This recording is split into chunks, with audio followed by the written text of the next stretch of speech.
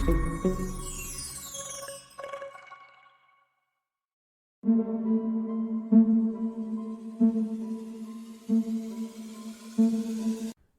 Students, welcome to S2 classes. Students, हम लोग retirement of a partner का chapter कर रहे थे। उसमें हमने अभी तक कुछ टॉपिक्स, मतलब कि 4 टॉपिक थे जिनकी स्टडी करी थी। आज हम 5th टॉपिक न्यू स्टार्ट करने वाले हैं। 4 टॉपिक के बारे में, change in profit sharing ratio से रिलेटेड कोई क्वेश्चन होते हैं तो उनको कैसे सॉल्व करते हैं, गुडविल के एडजस्टमेंट और गुडविल की वैल्यूएशन कैसे करते हैं, असेट्स और लायबिलिटीज का रिवैल्यूएशन कैसे करते हैं, और जो रिजर्व्स या प्रॉफिट्स एंड लॉसेस पुराने सालों के एक्यूमुलेटेड होते हैं उनको हम किस तरीके से खत्म करते हैं। ये 4 टॉपिक हमने क्लियर करे। आज हम 5th टॉपिक क्लियर करने वाले हैं, determination of amount due to retiring partner. कि भाई जो पार्टनर रिटायर हो रहा है उसका अमाउंट कितना ड्यू है, उसको देना पड़ेगा रिटायरमेंट पे। तो कितना पैसा उसको देना पड़ेगा, उसको कैसे डिटरमाइन करते हैं, उसको कैसे कैलकुलेट करते हैं, वो आज हम सीखेंगे इस वीडियो के अंदर। सबसे पहले आपको दिख रहा होगा कि amount due to retiring partner is determined by the partners capital account and taking into account. कौन कौन सी चीजें हम लोग देखते हैं। पार्टनर कैपिटल अकाउंट का जो लास्ट बैलेंस आता है, टू बैलेंस सीडी, हम जो बैलेंसिंग फिगर निकालते हैं वही अमाउंट रिटायरिंग पार्टनर को ड्यू होता है, मतलब वही उसको देना होता है। उसकी लास्ट जो क्लोजिंग कैपिटल होगी उतना पैसा उसको देना है। अब क्लोजिंग कैपिटल में क्या होता है, कैपिटल का ओपनिंग बैलेंस आता है, एसेट्स और लायबिलिटीज का रिवैल्यूएशन करते टाइम जो प्रॉफिट और लॉसेस आते हैं उनका एडजस्टमेंट होता है, रिजर्व एंड सरप्लसेस का जो एडजस्टमेंट होता है उसका प्रॉफिट बनता है वो, गुडविल का एडजस्टमेंट होता है, और प्रॉफिट जो अभी रिटायर हुआ उस टाइम तक का जो भी प्रॉफिट है वो। फिर उसके बाद interest on capital, salary, commission, remuneration, ये सारी चीजें जो भी पार्टनर कैपिटल में बाय साइड में आती है वो सारी चीजें उसको मिला दी जाती है, उसको दे दी जाती है।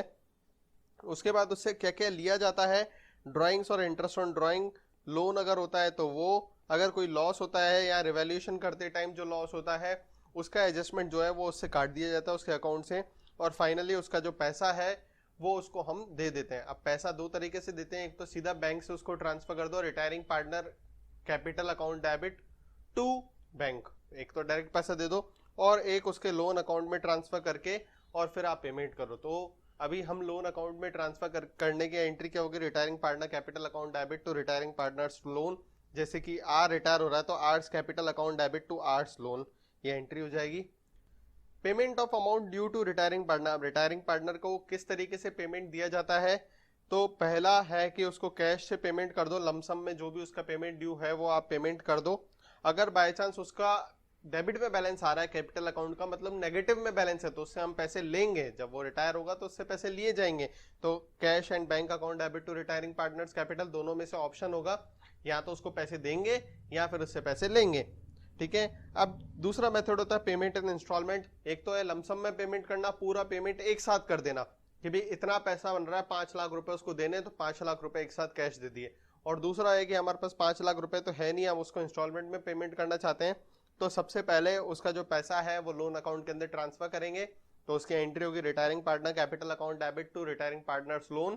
पहले लोन अकाउंट में पूरा का पूरा पैसा ट्रांसफर कर देंगे, 5 लाख रुपए। फिर उसके बाद जो इंटरेस्ट होगा वो हम चार्ज करेंगे, तो एंट्री होगी interest account debit to partners loan. फिर इंटरेस्ट मिलाकर जो इंस्टॉलमेंट का पेमेंट है, जैसे सपोज 5 लाख रुपए है तो 1-1 लाख रुपए की हमने इंस्टॉलमेंट सेट करी, तो पहले 5 लाख पर जो ब्याज बन रहा है, सपोज 10% का ब्याज है तो 50,000 ब्याज हो गया, और 1 लाख किस्त होगी तो 1,50,000 रुपए हम उसको दे देंगे। ठीक है। तो 50,000 पहले इंटरेस्ट ड्यू करेंगे हम लोग, फिर उसके बाद जो इंटरेस्ट विथ इंस्टॉलमेंट का अमाउंट जो है वो हम पे करेंगे, वो थर्ड एंट्री हो जाएगी। ठीक है। इस तरीके से हम पेमेंट इन इंस्टॉलमेंट करेंगे। ठीक है। अब आते हैं उसके बाद एक ऑप्शन और होता है पार्शियल पेमेंट करने का। पार्शियल पेमेंट मतलब कुछ तो हमने कैश बैंक हाथों हाथ दे दिया, कैश पेमेंट 5 लाख में से 1 लाख रुपए तो कैश पेमेंट दे दिया, बाकी उसको बोला कि हम तेरे को इंस्टॉलमेंट में पे करेंगे, तो उसकी एंट्री होगी retiring partners capital account debit to cash to partners loan account. ये तो अभी एंट्रीज है, लेकिन अभी हम इसको थोड़ी देर में जब क्वेश्चन करोगे तो आपको समझ में आने लगेगा कि क्या बात है, और हर एक क्वेश्चन को हम समझेंगे तो उससे हमारे कॉन्सेप्ट क्लियर होते जाएंगे कि किस किस तरीके से उसको हमको पेमेंट करना है। अब हम इलस्ट्रेशन नंबर 24 करते हैं। इसमें लिखा हुआ है M and G were partner in a firm sharing profit and losses in the ratio 5:3:2. On 31st March 2016 their balance sheet was as under. 3 partner है, एक तो M, N और G, 3 पार्टनर है। इनका ओल्ड रेशो है 5/10, ratio 3/10, ratio 2/10।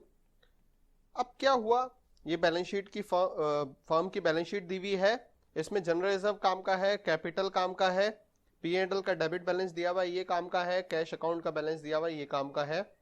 अब आप देखेंगे कि क्वेश्चन में क्या बोल रहा है, M retires on the about date and it was agreed that M को रिटायर कर दिया गया है। और क्या एग्रीमेंट हुआ है वो बाद में पढ़ेंगे, पहले अपन को देखना है कि क्वेश्चन में करना क्या है। तो pass the journal entries for the about transaction in the books of the firms on M's retirement, कि एम के रिटायरमेंट पे जो जर्नल एंट्रीज होनी चाहिए वो सारी जर्नल एंट्रीज आपको पास करनी है। और अब हम देखते हैं कि जर्नल एंट्रीज पास करते हैं। सबसे पहले मैंने बोला कि इंपॉर्टेंट चीज क्या है, जनरल रिजर्व और कैपिटल का बैलेंस। तो देखो जनरल रिजर्व को इसलिए टिक किया है क्योंकि सबसे पहले आपको जनरल रिजर्व को खत्म करना होता है।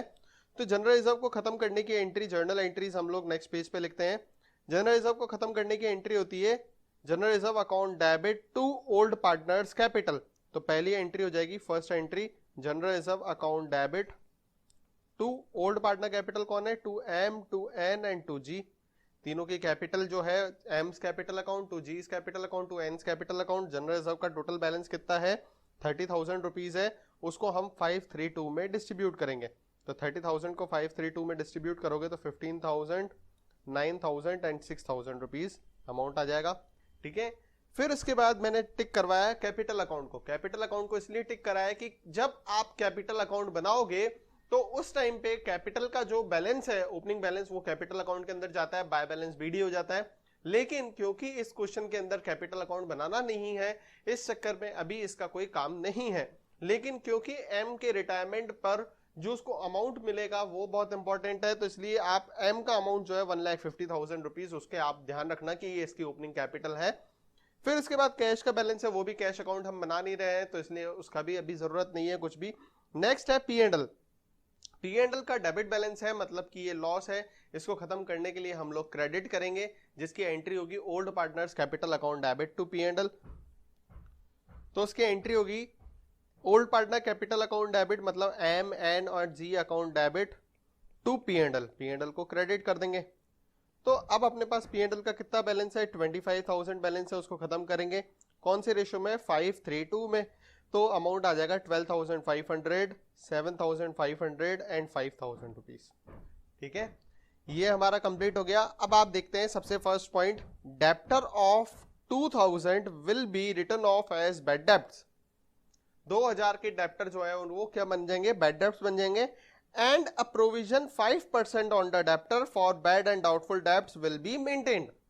कि भाई आपके 2,000 के बैड डेब्ट्स हो गए, सबसे पहली बात तो ये। तो जब भी बैड डेब्ट्स हो जाते हैं तो उसकी एंट्री क्या होती है, bad debts account debit to debtor. तो फर्स्ट एंट्री तो आप करेंगे bad debts account debit to debtor, बाद का काम बाद में देखेंगे। अब कितने के, 2,000 रुपए के बैड डेब्ट्स हो गए। अब इस बैड डेब्ट्स को हम लोग सेट ऑफ करते हैं, राइट ऑफ करते हैं। किससे करते हैं, अगर हमारे पास पहले से ही प्रोविजन बना हुआ होता है तो प्रोविजन से राइट ऑफ करते हैं। अब क्योंकि हमने इस क्वेश्चन के अंदर प्रोविजन बना के रखा है, और कितना प्रोविजन बना के रखा है, 5,000 रुपीज का आपने प्रोविजन बना के रखा है, तो बैड डेब्ट्स आपके हो रहे हैं 2,000 रुपीज के। तो आप आराम से उस 2,000 रुपए को सेट ऑफ कर सकते हैं, किससे, प्रोविजन अकाउंट से। तो हम बैड डेब्ट्स का जो 2,000 रुपीज का अमाउंट है उसको हम सेट ऑफ कर देंगे किससे, प्रोविजन से। तो प्रोविजन से सेट ऑफ करके एंट्री हो जाएगी PFD account debit to bad debts, कितना, 2,000 रुपीज। अब आप ध्यान से समझो, देखो हमारे पास डेप्टर कितने के थे, तो डेप्टर हमारे पास थे 45,000 के। अब 45,000 के डेप्टर्स में से 2,000 रुपए के बैड डेब्ट्स हो चुके हैं, मतलब अब हमारे पास एक्चुअल में डेप्टर्स कितने हैं, 43,000 के। ठीक है, अभी हमको क्या है, प्रोविजन और क्रिएट करना पड़ेगा या फिर उसको कम करना पड़ेगा, तो उसकी एंट्री जो है हम लोग बनाएंगे। अब एंट्री बनाने से पहले अमाउंट पता होना चाहिए। तो 45,000 के डेप्टर थे, उसमें से 2,000 रुपीज के बैड डेब्ट्स हो गए। बाकी कितने बचे, तो बाकी बचे 43,000 के। 43,000 का 5% हमारे को प्रोविजन मेंटेन करना है। तो 43,000 का 5% जो आप प्रोविजन मेंटेन करेंगे, मतलब कि आपको प्रोविजन जो है वो कितना चाहिए, 2,150 रुपीज चाहिए। 2,150 रुपए का आपको प्रोविजन चाहिए। ठीक है। अब बात आई कि प्रोविजन आपके पास एक्चुअल में है कितने का। तो देखो पहले हमारे पास 5,000 रुपए का प्रोविजन था, उसमें से 2,000 बैड डेब्ट्स हो गए, तो बाकी बचे 3,000 रुपए। 3,000 में से 2,150 का हमारे को बनाना है, मतलब कि हमको बैड डेब्ट्स को कम करना है, प्रोविजन फॉर बैड डेब्ट्स को कम करना है। तो एंट्री करेंगे PFD account debit to revaluation, कितना कम करना है, 850 रुपए कम करना है। एक बार आप वापस ध्यान से समझो, देखो कहने का मतलब क्या है कि हमको प्रोविजन 5% के हिसाब से मेंटेन करना है, ठीक है। अब प्रोविजन किसका 5%, डेप्टर्स का 5%। तो डेप्टर है कितने के, तो डेप्टर है देखो भाई साहब 45,000 के डेप्टर थे, उसमें से 2,000 रुपए के बैड डेब्ट्स हो गए। तो अभी एट प्रेजेंट हमारे पास डेप्टर्स कितने के हैं, 43,000 के, ठीक है। अब 43,000 के आपके पास डेप्टर्स हैं, उसका आपको 5% मेंटेन करके चलना है। तो आप अगर 43,000 का 5% मेंटेन करते हो तो आपके प्रोविजन आता है 2,150। प्रोविजन आता है कितना, 2,150। ये तो टू बी मेंटेन्ड है, जबकि एट प्रेजेंट हमारे पास प्रोविजन कितने का है। तो एट प्रेजेंट हमारे पास प्रोविजन है, वो आप देखेंगे कि पहले हमारे पास प्रोविजन कितने का था, 5,000 रुपीज का था, उसमें से 3,000 रुपीज का तो हमने अभी अभी 2,000 रुपीज का अभी अभी हमने बैड डेब्ट्स को सेट ऑफ करा है। तो एट प्रेजेंट हमारे पास प्रोविजन है कितना, 3,000 रुपीज का। तो हमारे को मेंटेन कितना करना है, 2,150 है कितने का, 3,000 रुपीज का, मतलब कि 850 रुपीज का प्रोविजन हमारे को अभी कम कर देना है, डिक्रीज कर देना है। प्रोविजन हमारी लायबिलिटी होती है, उसको खत्म करने के लिए एंट्री होती है provision account debit to revaluation, बस ये एंट्री कंप्लीट हो जाएगी, ठीक है। इसका बैड डेब्ट्स का डेप्टर का मैटर क्लियर हो गया है। अब उसके बाद आगे देखते हैं, तो लिखा हुआ है patents will be completely return of and, तो पेटेंट्स है कितने के, तो पेटेंट्स है 30,000 के, उसको पूरा कंप्लीटली रिटर्न ऑफ करना है, मतलब कि पूरे के पूरे पेटेंट खत्म करने हैं। तो एंट्री हो जाएगी revaluation account debit to patents,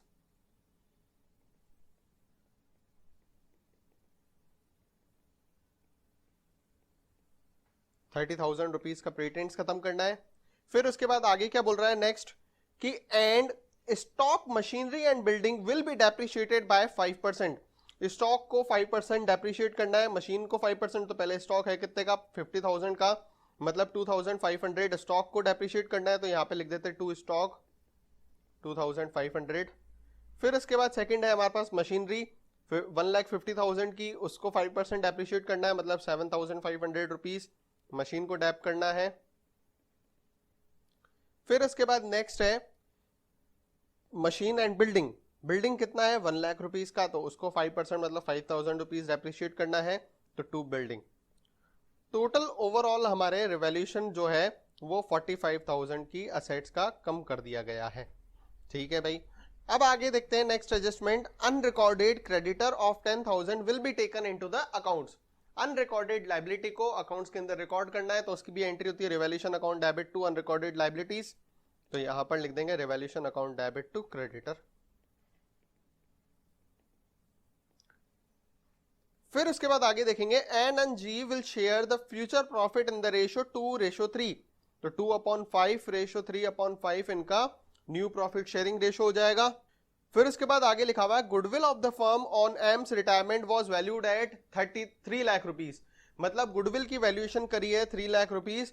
अब इसकी एंट्री क्या होगी, इसकी एंट्री एक सिंगल एंट्री होती है गेनर टू सेक्रीफाइजर। अब हमको पता होना चाहिए गेन रेशियो किसका है, सेक्रीफाइसिंग रेशियो किसका है। तो हमको पता है एम तो सेक्रीफाइस कर रहा है 5/10 से, अब बाकी एन का चाहिए, तो गेन रेशियो का फॉर्मूला होता है new ratio minus old ratio. N का निकालेंगे, एन का न्यू रेशियो है 2/5 माइनस ओल्ड रेशियो है 3/10, तो आप देखेंगे तो 1/10 जो है वो एन का गेन रेशियो आ जाएगा। जी का, तो जी का न्यू रेशियो है 3/5 माइनस ओल्ड रेशियो है 2/10, तो 4/10 जो है वो जी का गेन रेशियो हो जाएगा।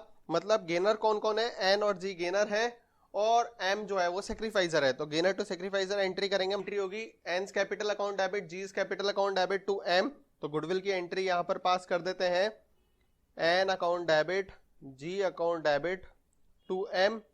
अब एम में अमाउंट आएगा 30,000 का 5/10 पार्ट, मतलब 1/2 पार्ट, तो 3 लाख का 1/2 निकालेंगे तो 1,50,000 रुपीज। इस 1,50,000 को आप 1:4 में डिवाइड कर देंगे तो 30,000 एंड 1,20,000 रुपीज, ये गुडविल की एंट्री हो जाएगी, पास हो जाएगी। अब इसके बाद हम लोग देखेंगे कि क्वेश्चन पूरा कंप्लीट हो चुका है। अब क्वेश्चन कंप्लीट हो गया है तो अब आपको इंपॉर्टेंट ये है कि इस क्वेश्चन में अमाउंट कितना मिलेगा, किसको कितना मिलेगा, जो रिटायर हो रहा है एम, उसको अमाउंट कितना मिलेगा। तो देखो बेटा, सबसे पहले तो रिवैल्यूएशन अकाउंट को बंद करेंगे हम लोग। तो रिवैल्यूएशन अकाउंट का प्रॉफिट या लॉस निकालेंगे। रिवैल्यूएशन अकाउंट को कैसे बंद करते हैं, आप उसके डेबिट और क्रेडिट का टोटल लगाएंगे, ठीक है। तो रिवैल्यूएशन अकाउंट के डेबिट और क्रेडिट का टोटल लगाएंगे। तो डेबिट का आप देखेंगे तो डेबिट में 45,000 है रिवैल्यूएशन में, और डेबिट में 10,000 है, मतलब 55,000 डेबिट में है। अब क्रेडिट का टोटल लगाएंगे तो क्रेडिट में एक बार तो 850 रुपीज है, और दूसरा क्रेडिट में कुछ भी नहीं है, तो क्रेडिट में 850 रुपीज आ गया, ठीक है।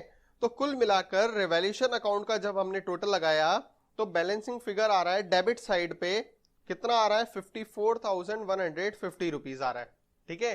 तो हम लोग एंट्री क्या पास करेंगे, एंट्री पास करेंगे partners capital account debit, old partners capital account debit, मतलब M account debit, N account debit, G account debit to revaluation. Revaluation का बैलेंसिंग फिगर निकाला हमने, क्रेडिट साइड का बैलेंसिंग फिगर आ गया। कितना बैलेंसिंग फिगर आएगा, 54,150 रुपीज आ जाएगा। इसको हम ओल्ड रेशो में डिस्ट्रीब्यूट करेंगे। ओल्ड रेशो हमारा क्या है, ओल्ड रेशो है 5:3:2। तो 5:3:2 में 54,000 को आप डिस्ट्रीब्यूट करेंगे 150 को, 27,075, 16,245 एंड 10,830, ठीक है। ये रिवैल्यूएशन का प्रॉफिट लॉस आ गया, उसको हमने लॉस है एक तरीके से, उसको हमने पार्टनर्स में डिस्ट्रीब्यूट कर दिया। अब हम दिखा लेंगे कि एम का बैलेंस कितना आ रहा है कैपिटल में, उसको कितना मिलना चाहिए। तो सबसे पहले आप देखेंगे कि ओपनिंग कैपिटल कितनी थी एम की, तो एम की ओपनिंग कैपिटल थी 1,50,000 रुपीज। ओपनिंग कैपिटल थी 1,50,000 रुपीज, ठीक है। अब उसको क्या क्या आप देखेंगे, जब भी क्रेडिट होगा तो उसकी कैपिटल बढ़ेगी, अगर डेबिट होगा तो कैपिटल कम होगी। तो एक बार क्रेडिट हो रहा है मतलब 15,000 प्लस होगा और 12,500 माइनस होगा, तो हम लोग लिख देते हैं प्लस 15,000 माइनस 12,500। फिर उसके बाद आओ आगे देख रहे हैं, तो इस एंट्री के अंदर एम क्रेडिट हो रहा है 1,50,000 रुपीज से, तो मतलब बढ़ेगा, तो 1,50,000 से और बढ़ जाएगा एम का अमाउंट। फिर इस एंट्री में देखेंगे तो एम डेबिट हो रहा है कितना, 27,075 से, तो वो माइनस कर देंगे 27,075 से। अब आप टोटल निकालेंगे कि एम को कितना अमाउंट मिलना चाहिए। तो एम का अमाउंट निकाला हमने, तो एम को टोटल करने पे अमाउंट आ रहा है 2,75,425 रुपीज एम को मिलना चाहिए। एम का फाइनल अमाउंट है ये, तो उसकी एंट्री क्या करेंगे, M's capital account debit to M's loan account, और 2,75,425 जो है एम को जो अमाउंट मिलना चाहिए उस अमाउंट से ये एंट्री पास हो जाएगी, ठीक है। इसी के साथ हमारा ये पूरा क्वेश्चन कंप्लीट हुआ। इसमें हमने क्या करा, सबसे पहले तो रिवैल्यूएशन अकाउंट के जो भी एसेट्स और लायबिलिटीज हैं उनको रिवैल्यूएट करी, जो भी पुराने रिजर्व्स या प्रॉफिट्स वगैरह हैं उनको हमने खत्म करा। फिर उसके बाद सारा एडजस्टमेंट करने के बाद रिवैल्यूएशन का प्रॉफिट लॉस का एडजस्टमेंट करा, गुडविल का एडजस्टमेंट करा, सारे एडजस्टमेंट जितने भी हैं उसके होने के बाद हमने देखा कि एम का कितनी बार अकाउंट क्रेडिट हो रहा है, कितनी बार डेबिट हो रहा है। जितनी बार भी क्रेडिट होगा उसको हम ऐड करते जाएंगे, जितनी बार भी डेबिट होगा उसको हम माइनस करते जाएंगे। ओपनिंग कैपिटल कितनी थी उसमें ये एडजस्टमेंट सारा करेंगे, प्लस माइनस करके फाइनल कितना अमाउंट ड्यू है एम का वो हमने निकाला और इसकी एंट्री कर दी M's capital account debit to M's loan account, उसके कैपिटल से लोन अकाउंट में पैसे ट्रांसफर कर दिए। अब हम नेक्स्ट क्वेश्चन कर रहे हैं, कुछ इलस्ट्रेशन नंबर 25। इस क्वेश्चन के अंदर क्या लिखा हुआ है, determining the amount due to retiring partner and transfer to his loan account. इस क्वेश्चन के अंदर भी ये same to same 24th question illustration की तरह ही है। इसमें भी हमको सिर्फ अमाउंट निकालना है कि कितना अमाउंट ड्यू हो रहा है जो रिटायरिंग पार्टनर है उसका, और उसका जो अमाउंट ड्यू है उसको हमको कैपिटल अकाउंट से लोन अकाउंट के अंदर ट्रांसफर करना है। ये लास्ट चीज है, सबसे लास्ट में ये हमको एडजस्टमेंट करना है। तो पूरा क्वेश्चन वैसे ही होता है जैसे आज तक हम करते हुए आ रहे हैं। ABC are partner in a firm sharing profit in the ratio 3:1। The balance sheet, ये बैलेंस शीट गिवन है, बैलेंस शीट में जनरल रिजर्व, कैपिटल, कैश, ये तीन चीजें काम की हैं।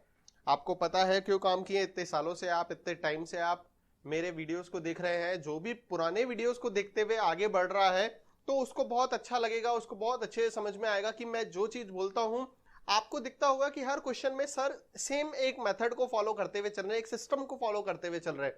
हर क्वेश्चन में हमको एक एक स्टेप को स्टेप बाय स्टेप ही करना है। कभी भी मैं ऐसा नहीं है कि बैलेंस शीट में किसी चीज को बिना टिक कराए मैं आगे बढ़ जाऊंगा, ऐसा कभी नहीं होगा। आप देखेंगे कि सर हमेशा जनरल रिजर्व को टिक करते हैं, हमेशा कैपिटल को टिक करते हैं, हमेशा कैश को टिक करते हैं। ऐसा क्यों? क्योंकि मैं ये चाहता हूं कि जब भी आप क्वेश्चन को सॉल्व करें, आपके दिमाग में सबसे पहले आना चाहिए टिक कर दो भाई इसको। फिर उसके बाद सबसे पहले आना चाहिए क्वेश्चन शुरू हो रहा है तो शुरुआत इन्हीं से ही करनी है, बैलेंस शीट के एडजस्टमेंट से ही करनी है। फिर हम नीचे के एडजस्टमेंट्स पढ़ते हैं। ठीक है, तो जो स्टेप्स मैं फॉलो कर रहा हूं, जिस तरीके से मैं क्वेश्चंस को कर रहा हूं, वैसे आप करोगे तो आपको बहुत अच्छा लगेगा। और आपकी सुविधा के लिए, आपके डाउट्स को क्लियर करने के लिए, आपको कुछ इंपॉर्टेंट क्वेश्चंस देने के लिए मैंने एक नया मेथड निकाला है। हमने एक टेलीग्राम पे चैनल बनाया है, S2 classes problem solution group एक तरीके से है, प्रॉब्लम सॉल्यूशन का या इंपॉर्टेंट क्वेश्चंस का आप चैनल मान लो। बहुत ही प्राइवेट चैनल है। उस चैनल के अंदर आपके नंबर्स जो है वो किसी और के पास नहीं जाएंगे, वो सिर्फ मैं एडमिन ही देख सकता हूं, बाकी सारे प्राइवेट हैं, कोई किसी को नहीं देख सकता। लेकिन मेरे पास कोई भी बच्चा डाउट पूछता है, कोई भी स्टूडेंट किसी भी जरिए से, चाहे वो व्हाट्सएप के जरिए से हो, चाहे वो कमेंट के जरिए से हो, चाहे वो टेलीग्राम पर कोई डाउट पूछता है, तो हम लोग क्या कर रहे हैं, मैं उसको चाह रहा हूं कि वो डाउट आप सबके सामने भी आए। नेचुरली अगर एक क्वेश्चन में किसी एक स्टूडेंट को डाउट आया है, तो हो सकता है कि वह सारे डाउट्स या वो वाला डाउट आप सबकी लाइफ में भी आ सकता है, आप सब जब क्वेश्चन सॉल्व करेंगे तब भी आ सकता है। तो मैं चाहता हूं कि एक मैं ऐसा प्लेटफॉर्म लेकर आऊं कि आप सब जने एक ही डाउट को मिलजुल कर सॉल्व करें। और मैं चाहता हूं कि उस चैनल में जैसे ही आपके पास कोई डाउट आता है तो आप उसको सॉल्व करें घर पे बैठ के, और मेरे को पर्सनली उसका रिप्लाई करें कि सर इसका आंसर ये होगा। उससे क्या होगा कि जिसने मेरे से क्वेश्चन पूछा है उसको सॉल्यूशन भी मिल जाएगा, आपकी भी प्रैक्टिस हो जाएगी। और कुछ ऐसे इंपॉर्टेंट क्वेश्चंस है जो मेरे को दिखते हैं कि यार ये तो बहुत इंपॉर्टेंट क्वेश्चन है, तो वो इंपॉर्टेंट क्वेश्चन जो है मैं उस ग्रुप के अंदर, उस चैनल के अंदर डालता जा रहा हूं। टेलीग्राम के चैनल की एक खासियत ये भी है कि हमने पहले से अगर कुछ क्वेश्चंस डाल रखे हैं, आप बाद में ज्वाइन होगे तो भी आपको पहले वाले क्वेश्चंस दिखेंगे। तो इससे क्या है कि आप जब ईयर के एंड में पहुंचोगे तो ईयर के एंड में आप सिर्फ वो चैनल को फॉलो करो, उस चैनल में जो क्वेश्चंस है उनको सॉल्व करो, आपको सारे के सारे इंपॉर्टेंट क्वेश्चन मिल जाएंगे पूरी सिलेबस के अंदर जो होंगे। ठीक है, तो वो चैनल जो है उसका लिंक हमने डिस्क्रिप्शन के अंदर डाला है, हर वीडियो के डिस्क्रिप्शन में वो लिंक आएगा, आपको सिर्फ उस पर क्लिक करना है, ज्वाइन पे क्लिक करना है, आप हमारे टेलीग्राम के चैनल से जुड़ जाएंगे। बहुत बड़ा अच्छा सिस्टम मैंने देखा और मेरे को अच्छा लगा कि ये आप सबके लिए बहुत हेल्पफुल होगा। और मैं चाहता हूं किसी भी तरीके से मैं आपकी हेल्प करूं। देखो मेरे पास टाइम कम होता है, लेकिन फिर भी मैं अपने टाइम को चैनलाइज करके धीरे धीरे वीडियोस बनाता हूं। मेरा कोई इसमें कोई प्रॉफिट का या अपने दिमाग में कोई ये नहीं है कि मैं इससे कुछ आगे बढ़ूंगा, नहीं। मैं चाहता हूं कि मेरा जो ज्ञान है, मेरा जो नॉलेज है, वो आप तक बिल्कुल इजीली और फ्री ऑफ कॉस्ट आप तक पहुंचे। क्योंकि ये देखो शरीर है, कब बुढ़ा हो जाए कब क्या हो जाए कुछ पता नहीं है, लेकिन जो हमारे दिमाग में बसा हुआ है, जो मेथड मेरे को आता है समझाने के लिए, जिस तरीके से मैं आपको क्लियर कर सकता हूँ आपके डाउट्स को, तो मैं चाहता हूँ कि आप तक वो पड़ा रहे और आगे वाले बच्चों के पास भी वो डाउट जो है, जो मेथड है वो मिले। इस कारण से मैं वीडियोस बनाता हूँ।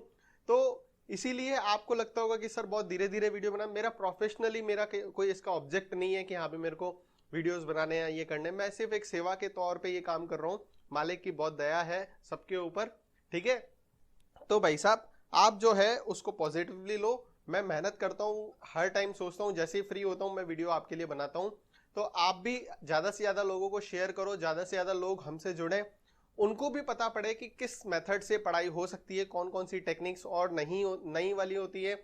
और जो टेलीग्राम का चैनल है वो भी आप अपने फ्रेंड्स के साथ शेयर करो, अपनी टीम के साथ शेयर करो। सब एक ही प्लेटफॉर्म पे पूरे इंडिया के स्टूडेंट्स आ जाएंगे और पूरे इंडिया के स्टूडेंट्स के डाउट एक ही प्लेटफॉर्म पे आएंगे और सारे बच्चों को एक साथ क्लियर करने को मिलेगा। तो बहुत एक अच्छा हेल्पफुल मेथड मैंने बनाया है सबको जोड़ के रखने के लिए। तो आप सब जने शेयर करें उसको और मिलजुल के पढ़ाई करें। ठीक है, ऑब्जेक्ट हमारा सिर्फ पढ़ाई करना ही होना चाहिए। तो चलो हम क्वेश्चन को करना चालू करते हैं। तो अब हमने पढ़ा C retires from the business on 1 April 2021। सबसे पहले हमको पता है ए बी सी 3 पार्टनर है, तीनों का ओल्ड रेशो दिया हुआ है 3/6, रेशो 2/6, रेशो 1/6। सी रिटायर हो गया फर्म से।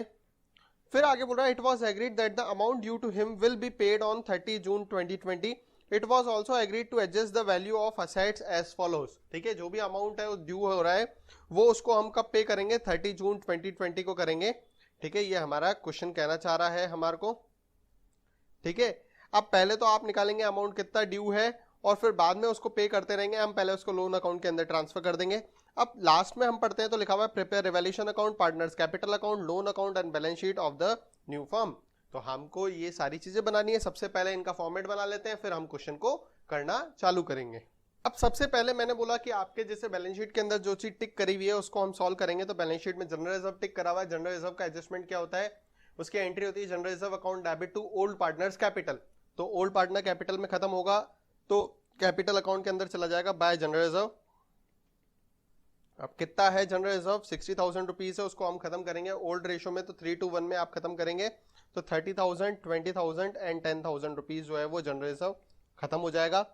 उसके बाद सेकंड टिक करा हुआ है कैपिटल अकाउंट। कैपिटल अकाउंट को एडजस्ट करने के लिए कैपिटल का ओपनिंग बैलेंस चाहिए, तो कैपिटल अकाउंट के अंदर लिख देंगे by balance B D 1 lakh, 1 lakh and 1 lakh rupees. फिर उसके बाद नेक्स्ट एडजस्टमेंट है कैश का बैलेंस दिया हुआ है। अभी कैश अकाउंट बना नहीं रहे हैं, इसलिए इसका एडजस्टमेंट जो है, इसका अकाउंट जो है वो अभी हम इसको ट्रीट नहीं करेंगे। ठीक है, फिर उसके बाद आओ तो सी रिटायर हो गया। अब पहला सबसे पहला एडजस्टमेंट लिखा हुआ है provision for doubtful debts 5% on the debtor. तो डेप्टर है कितने के, डेप्टर है 90,000 रुपीज के। 90,000 का हमारे को 5% का प्रोविजन बनाना है। तो एंट्री हो जाएगी रिवैल्यूएशन अकाउंट के अंदर लिखेंगे to provision for doubtful debts 4,500 rupees के प्रोविजन बना देंगे। अब बैलेंस शीट के अंदर जो डेप्टर है, सबसे पहले डेप्टर लिखा हमने 90,000 रुपीज का, उसमें से माइनस कर देंगे provision for doubtful debts 4,500 rupees का और 85,500 रुपीज का प्रोविजन का अमाउंट आ जाएगा फाइनल। फिर इसके बाद नेक्स्ट एडजस्टमेंट है reduce stock by 5% and machinery by 10%। Stock की वैल्यू 5% कम करो। तो स्टॉक है 70,000 का, उसका 5% वैल्यू कम करेंगे, मतलब 3,500 रुपीज स्टॉक की वैल्यू कम करनी है। तो रिवैल्यूएशन में लिखेंगे टू स्टॉक 3,500 रुपीज। अब जो बैलेंस शीट है उसके अंदर स्टॉक जो है वो 70,000 में से 3,500 माइनस होके और स्टॉक का फाइनल वैल्यू आ जाएगी 66,500 रुपीज। फिर उसके बाद लिखा हुआ है मशीनरी की वैल्यू 10% कम करनी है। मशीन है 60,000 का, उसको 10% कम करोगे मतलब 6,000 रुपीज मशीन की वैल्यू रिड्यूस करनी है। तो रिवैल्यूएशन में लिखेंगे टू मशीनरी 6,000 रुपीज मशीन की वैल्यू रिड्यूस कर देंगे। और नई वाली बैलेंस शीट के अंदर जो मशीन है वो 60,000 में से 6,000 माइनस होके और 54,000 रुपीज आ जाएगी। फिर इसके बाद नेक्स्ट एडजस्टमेंट है building to be revalued at 1,51,000। Building है कितने का, 1,40 की है। अब 1,51 करना है, मतलब 11,000 बिल्डिंग की वैल्यू बढ़ानी है। तो बिल्डिंग की वैल्यू बढ़ाने के लिए रिवैल्यूएशन अकाउंट के अंदर लिखेंगे बाय बिल्डिंग 11,000 रुपीज बिल्डिंग की वैल्यू बढ़ा देंगे। और नई वाली बैलेंस शीट के अंदर जो बिल्डिंग है वो आ जाएगा 1,51,000 रुपीज। ठीक है, फिर उसके बाद नेक्स्ट एडजस्टमेंट लिखा हुआ है goodwill of the firm is valued at 1,50,000 rupees. अब गुडविल जो है वो 1,51 दी हुई है, 1,50 दी हुई है। अब उसकी वैल्यू करी है अभी हमने, तो उसका एडजस्टमेंट क्या होगा, उसका एडजस्टमेंट होगा गेनर टू सेक्रीफाइजर। तो सबसे पहले आपको गेन रेशियो और सेक्रीफाइसिंग रेशियो पता होना चाहिए। तो इनका न्यू रेशियो आपको गिवन नहीं है, गिवन है। तो इनका न्यू रेशियो देखो क्या लिखा हुआ है, A B will continue to carry out the business and shall share profit equally. तो इनका न्यू प्रॉफिट शेयरिंग रेशियो हो जाएगा 1/2, 1/2। सबसे पहले जो सी है वो तो सेक्रीफाइस कर रहा है कितना, 1/6। तो सी तो सेक्रीफाइजर है। बाकी गेन रेशियो का फॉर्मूला होता है new ratio minus old ratio. सबसे पहले आप ए का न्यू रेशियो देखेंगे तो 1/2 माइनस 3/6। तो 1/2 और 3/6 को देखेंगे तो 0 आ जाएगा। ये ना गेन कर रहा है ना सेक्रीफाइस कर रहा है। बी का न्यू रेशियो है 1/2 और ओल्ड रेशियो है 2/6। तो उसका गेन रेशियो आ जाएगा 1/6। मतलब बी गेन कर रहा है और सी सेक्रीफाइस कर रहा है। तो एंट्री क्या बन जाएगी, बी अकाउंट डेबिट टू सी। ठीक है, अब बी अकाउंट डेबिट टू सी, तो 1,50,000 का 1/6 अमाउंट जो है वो आ जाएगा। तो 25,000 एंड 25,000। तो हम बी के अकाउंट में लिखेंगे टू सी। तो बी में लिख दीजिए आप टू सी और बाय बी, तो बाय बी और टू सी। ठीक है, अब अमाउंट कितना है बी वाले में, तो सी में अमाउंट आ जाएगा 25,000 और सी वाले में जो है वो बी में अमाउंट आ जाएगा 25,000। ठीक है, सारे एडजस्टमेंट कंप्लीट करने के बाद आप सबसे पहले क्या करोगे, रिवैल्यूएशन अकाउंट को बंद करोगे। किसको बंद करेंगे, रिवैल्यूएशन अकाउंट को बंद करेंगे। तो रिवैल्यूएशन अकाउंट का टोटल लगाया आपने तो टू साइड पे टोटल ज्यादा आ रहा है, मतलब बाय साइड पे बैलेंसिंग फिगर आ रहा है, तो by loss transfer to capital account. अब कितना लॉस हो गया, 3000 रुपीज का लॉस हो गया। तो ए बी सी में कौन से रेशो में, ओल्ड रेशो में। ये बैलेंसिंग फिगर से अमाउंट आया जो उसको ओल्ड रेशो में डिस्ट्रीब्यूट करेंगे 3:1 में, तो 1500, 10,000, 1000 एंड 500 रुपीज अमाउंट आ जाएगा। ये हम पार्टनर कैपिटल अकाउंट के अंदर लिख देंगे to revaluation loss 15,000, 1000 and 500 rupees. Revaluation का लॉस ट्रांसफर कर दिया। अब इसके बाद हम पार्टनर कैपिटल अकाउंट को बंद करेंगे। तो पार्टनर कैपिटल अकाउंट का टोटल लगाएंगे आप। तो सबसे पहले आप जो रिटायरिंग पार्टनर है उसको देखेंगे। तो सी का जो टोटल है वो बाय साइड का कितना है, 1,35,000 रुपीज, और उसमें से टू साइड का टोटल है 500 रुपीज। तो बैलेंसिंग फिगर निकाल के वो आप इसका सी का अमाउंट जो है वो सी के लोन अकाउंट के अंदर ट्रांसफर कर दोगे।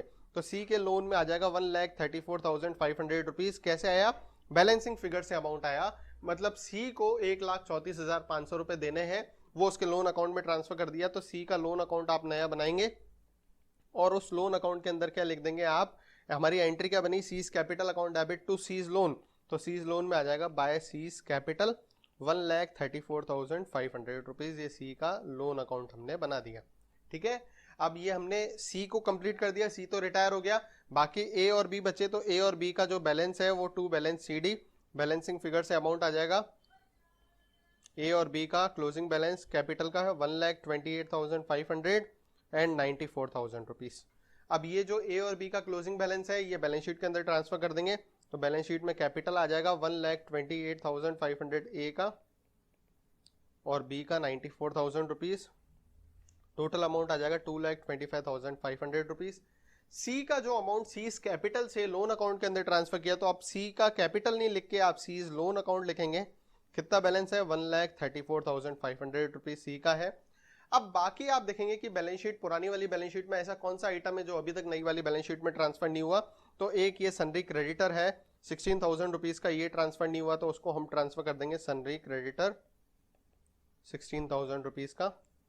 असेट्स में देखेंगे तो असेट्स में कैश और बैंक ट्रांसफर नहीं हुआ, तो कैश और बैंक को हम लोग लिख देंगे 6,000 एंड 10,000 रुपीज।